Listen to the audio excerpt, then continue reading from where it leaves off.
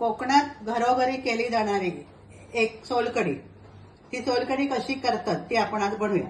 इकडे मी घेतले 1 वाटी खोबरा, इकडे लसणीचे 3-4 पाकळे, 1 ओली मिरची आणि 1 कोकम। आता इकडे मी कोकमचा आगूळ घेतले, पण तुमच्याकडे जर आगूळ नसतात तरी 5 कोकम आधी गरम पाण्यात भिजत टाकायचे आणि लाल भडक किंवा गुलाबी रंग येण्यासाठी हा कोकम आता खोबऱ्याबरोबर वाटायचा, कोथिंबीर आणि मीठ।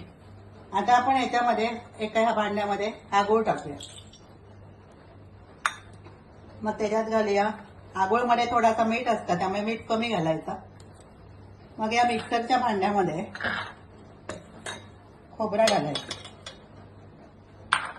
त्याच्यात घालायचं हे लसूण, ओली मिरची आणि कोकम आणि थोडासा पाणी घालायचा आणि या 2-3 वेळा ह्याचा रस काढून या आगळामध्ये गाळायचं।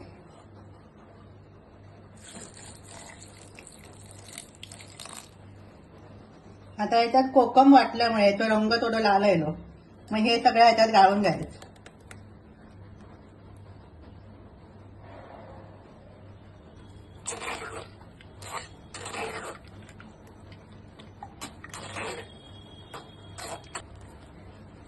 आता हे चोथो जो असतो तो परत याच्यात टाकायचो, आणखी एकदा पाणी घालायचं आणि परत एकदा वाटून घ्यायचं।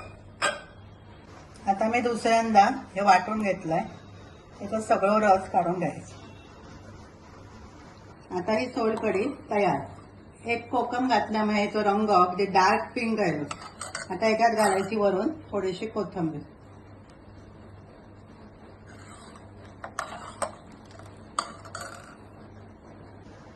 अशी ही थंडगार आणि पाचक अशी सोलकढी बनवा।